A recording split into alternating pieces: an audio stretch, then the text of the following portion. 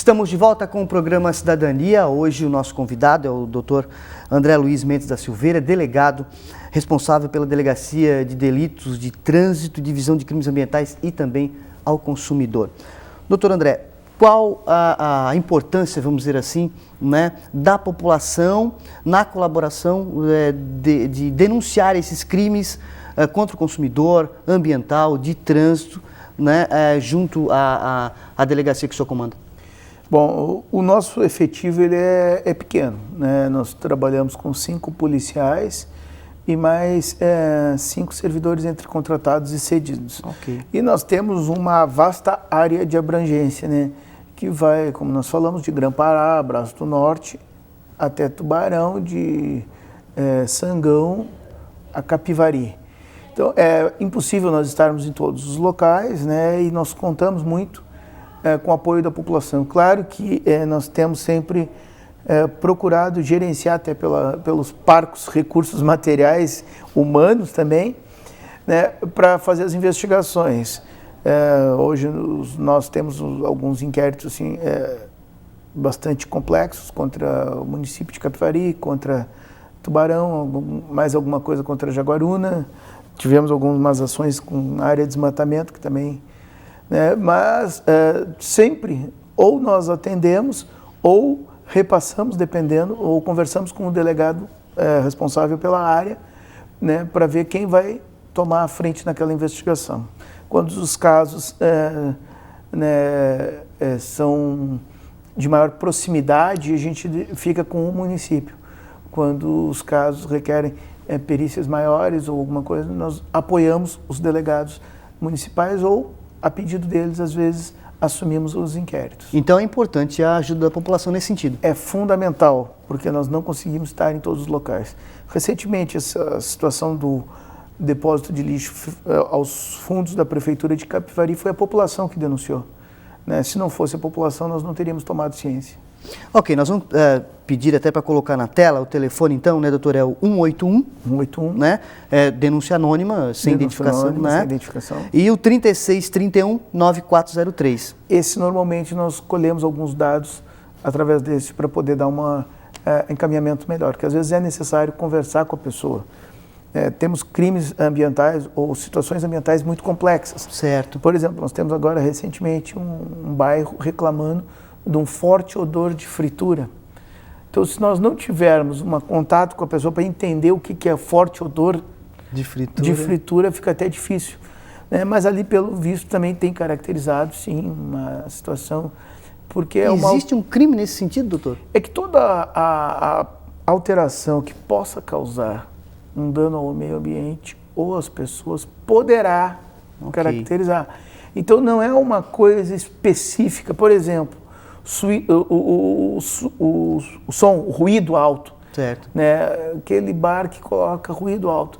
Pode ser uma perturbação, mas se for uma atividade constante, pode causar um crime ambiental do artigo 54.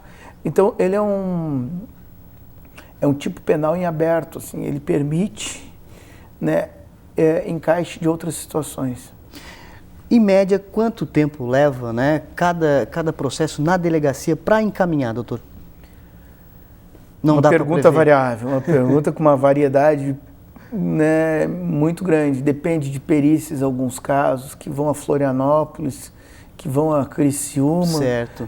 Em alguns casos... Questões mais minuciosas, né?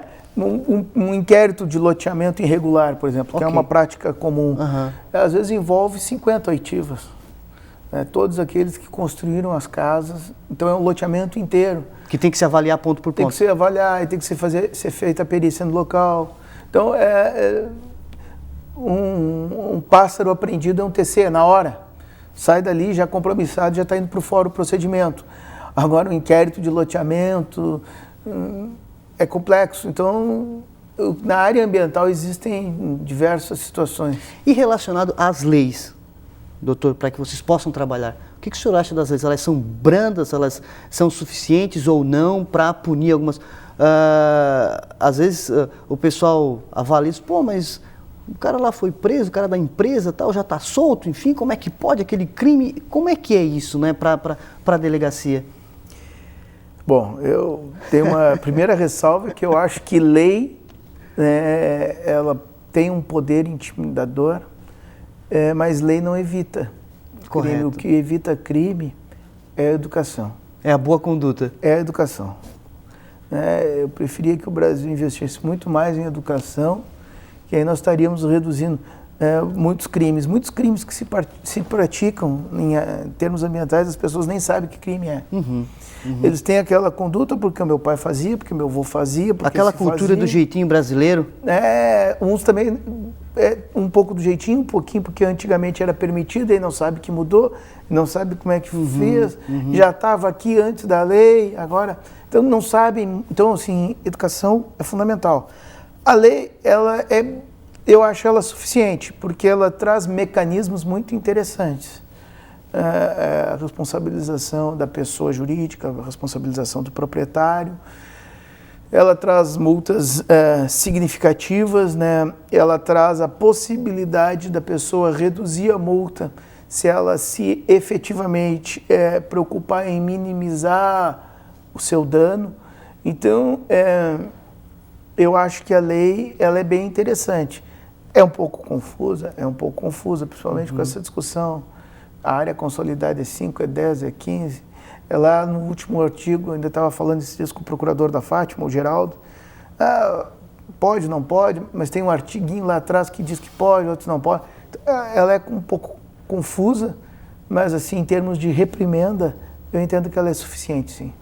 Ok, eu conversei com o Dr. André Luiz Mendes da Silveira, delegado da Delegacia de Delitos de Trânsito e Divisão de Crimes Ambientais e Consumidor. Doutor André, quero agradecer aí a sua presença aqui no programa Cidadania, já colocando à disposição o Unisul TV, né, e o programa Cidadania para levar as informações da delegacia ao qual o senhor é responsável. Muito obrigado pela participação. Nós é que agradecemos, né? Nós, quando eu digo, eu e a equipe da minha delegacia, por poder divulgar o nosso trabalho, né, por também poder contribuir, né, com a sociedade. A gente tem que lembrar que meio ambiente é o futuro. Meio ambiente a gente planta para os nossos filhos. Ok, doutor, obrigado pela participação. E assim, então, nós encerramos o programa Cidadania. Agradeço a sua audiência, a sua companhia. Um forte abraço e até a próxima oportunidade.